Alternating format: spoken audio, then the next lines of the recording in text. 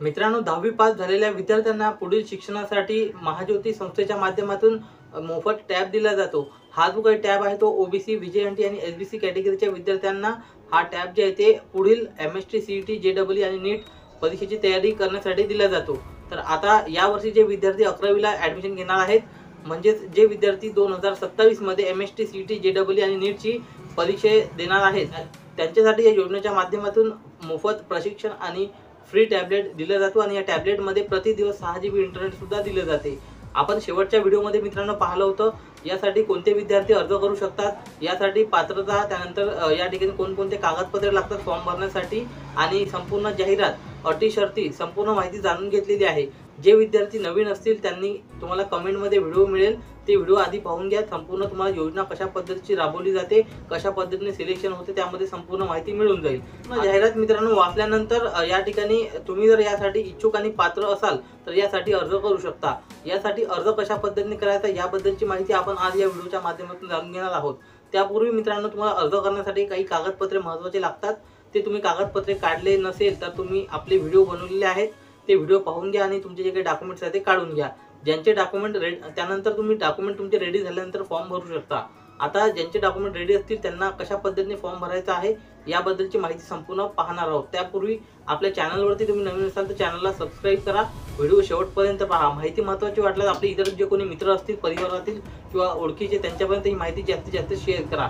नमस्कार, मी धीरज अंकुशकर आणि तुम्ही पाहता समर्थ ऑनलाईन यूट्यूब चॅनल। फॉर्म भरण्यासाठी मित्रांनो सर्वप्रथम या वेबसाईटवरती यायचं आहे, लिंक डिस्क्रिप्शनमध्ये मिळेल। इथे आल्यानंतर तुम्हाला पाहू शकता तुम्ही application form for JEE, NEET, MST, CET training 2025-27 या बॅचकरिता या ठिकाणी 10 अंकी मोबाईल नंबर टाकायचा, सबमिटवरती क्लिक करायचं आहे। त्यानंतर मोबाईलवरती एक ओटीपी टाकून पुन्हा एकदा सबमिट करायचं आहे। सबमिट केल्यानंतर आता तुमच्यासमोर जे काही ॲप्लिकेशन फॉर्म आहे तो ओपन होणार आहे। यामध्ये पाहू शकता अप्लाय कोर्स, कोणत्या कोर्ससाठी अप्लाय करू शकता, जेईई, नीट आणि एमएसटी, सीईटी। 3 स्टेपमध्ये हा फॉर्म कंप्लीट करायचा आहे। पर्सनल डिटेल, क्वालिफिकेशन डिटेल आणि डॉक्युमेंट्स। 3 स्टेपमध्ये फॉर्म भरत असताना तुम्हाला सर्वात आधी अप्लाइड फॉर कोणत्या कोर्ससाठी अप्लाय करायचा आहे, तुम्ही जेईईसाठी करणार असाल तर जेईई देणार असाल, भविष्यामध्ये जेईई नीटची तयारी करत असाल तर नीट आणि एमएसटी, सीईटी देणार असाल तर एमएसटी, सीईटी ज्या याच्यासाठी एक्झामसाठी तुम्ही तयारी करत असाल ते तुम्हाला सिलेक्ट करायचं, त्यानुसार तुम्हाला ट्रेनिंग दिलं जाईल। त्यानंतर first name, middle name, last name टाकायचं आहे कॅन्डिडेटचं। ॲप्लिकंटच्या फादरचं म्हणजे तुमच्या वडिलाचं नाव, first name, middle name, last name. Gender select करायचं आहे, male, female. Date of birth टाकायची आहे। तुम्ही जर इथे ऑर्फन म्हणजे अनाथ असाल तर यस करू शकता आणि यामध्ये यस केलं तर नंतर तुम्हाला संस्थात्मक आहे की संस्था बाह्य आहे ते तुम्हाला सिलेक्ट करावं लागेल। नसेल अनाथ तर नो करा। त्यानंतर are you person with disability, तुम्ही दिव्यांग उमेदवार असाल तर यस करा आणि कोणत्या कॅटेगरीमध्ये तुम्ही दिव्यांग आहात राईट साईडला त्याचे ऑप्शन दिलेले आहेत ते तुम्हाला सिलेक्ट करावं लागेल। आणि तुम्ही दिव्यांग असाल तर तुम्हाला जे काही दिव्यांग सर्टिफिकेट आहे ते सुद्धा द्यावं लागणार आहे। दिव्यांग नसाल तर नो ऑप्शनवरती सिम्पलमध्ये टिक करा। आता सोशल कॅटेगरीमध्ये यामध्ये OBC, VJ, NTB, NTC, NTD आणि एसबीसी एवढेच प्रकारचे या कॅटेगरीमधले 6 प्रकारचे जे काही कॅटेगरी आहेत त्याच कॅटेगरीतले उमेदवार विद्यार्थी यासाठी अर्ज करू शकतात, हे गोष्ट लक्षात ठेवा। जशी तुम्ही कॅटेगरी सिलेक्ट करसाल किंवा त्यानंतर साईडला तुमचे कास्ट लिस्ट येईल। तुमच्या कॅटेगरीमध्ये जेवढा काही कास्ट असतील त्यामधून तुम्हाला एक तुमची कास्ट सिलेक्ट करून घ्यायची आहे, तुमची जी काही असेल ते कास्ट सर्टिफिकेटवरती बघून। आणि त्यानंतर इन्कम ग्रुपमध्ये नॉन क्रिमिलियरसुद्धा लागणार आहे, त्यामुळे नॉन क्रिमिलियरवरती टिक करायचं आहे। आणि त्यानंतर आधार नंबर टाकायचा तुमचा, त्यानंतर नॅशनॅलिटी इंडियन ऑटोमॅटिक येईल। डोमेशियलमध्ये तुमचा जो काही जिल्हा आहे रहिवासी तो जिल्हा सिलेक्ट करायचा आहे, महाराष्ट्र स्टेट ऑटोमॅटिक येईल। तुम्ही आता रेसिडेन्शियल टाईपमध्ये ग्रामीण भागामध्ये राहता की शहरी ते तुम्हाला माहिती द्यायची आहे। शहरी भागामध्ये राहत असेल तर अर्बन सिलेक्ट करा आणि माहिती भरा। ग्रामीण भागामध्ये राहत असेल तर रूरल ऑप्शन सिलेक्ट करून माहिती भरा।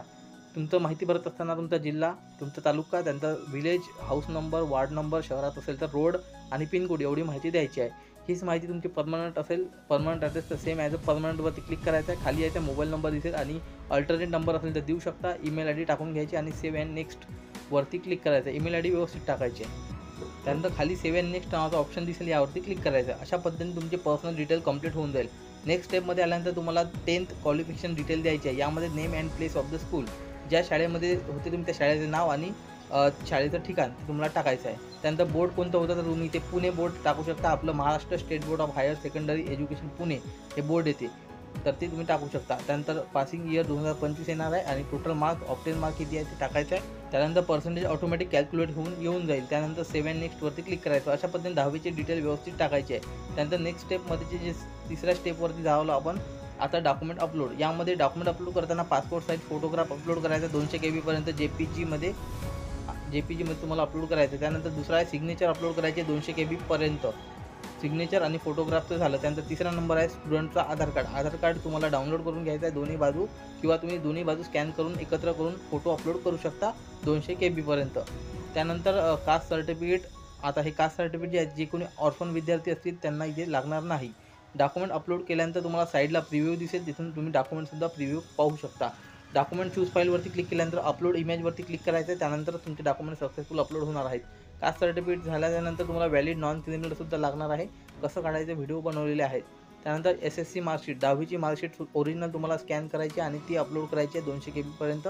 11वीचं बोनाफाईड सर्टिफिकेटसुद्धा मागितलेलं आहे इथे. आणि त्यानंतर 11वीची ॲडमिशन पावतीसुद्धा मागितलेली आहे. ॲडमिशन पावती नसेल तर तुम्ही या ठिकाणी बोनाफाईड सर्टिफिकेटसुद्धा अपलोड करू शकता ॲडमिशन झाल्यानंतर. त्यानंतर शेवटचं आहे डोमेशियल सर्टिफिकेट. अशा पद्धतीचे मित्रांनो एकूण जर तुम्ही डॉक्युमेंट पाहिले तर 1, 2 जे काही 9 प्रकारचे जवळपास डॉक्युमेंट आहेत, एवढे डॉक्युमेंट्स तुम्हाला अपलोड करायचे आहेत. सर्व डॉक्युमेंट अपलोड केल्यानंतर खाली यायचं आणि complete your form to final submit या ऑप्शनवरती क्लिक करायचं आहे. या ऑप्शनवरती क्लिक करण्याच्या अगोदर जे काही पर्सनल डिटेल आणि क्वालिफिकेशन डिटेल आहे 10च्या एकदा क्रॉस चेक करून घ्यायच्या. डॉक्युमेंट एकदा प्रिव्ह्यू फॉर्म जे आहे ते अपलोड केल्यानंतर प्रिव्ह्यू पाहून घ्यायचे, व्यवस्थित क्लिअर ओळखायला येत आहे की नाही. डॉक्युमेंट बऱ्याच जणांचे क्लिअर ओळखू येत नसल्यामुळे बऱ्याच जणांचे फॉर्मसुद्धा बरेच वेळेस रिजेक्ट होत असतात. त्यामुळे तुम्हाला काळजीपूर्वक व्यवस्थित स्कॅन केलेले डॉक्युमेंट अपलोड करायचे आहेत. अशा पद्धतीने सर्व डॉक्युमेंट अपलोड केल्यानंतर तुम्हाला फॉर्म कंप्लीट झाल्यानंतर तुम्हाला इथे प्रिंटचं एक ऑप्शन दिसेल. प्रिंट नावाच्या ऑप्शनवरती क्लिक केल्यानंतर PDF फाईल जी आहे ती तुम्हाला सेव्ह करून ठेवायची आहे. त्यानंतर काही दिवसानंतर याचा रिझल्ट लागेल आणि रिझल्ट लागल्यानंतर यादीमध्ये तुमचं नाव असेल तर तुम्हाला जे काही टॅब आहे ते दिलं जातो. जिल्ह्याच्या ठिकाणी तुम्हाला बोलवून टॅबलेट दिला जातो. धन्यवाद. जय हिंद, जय महाराष्ट्र.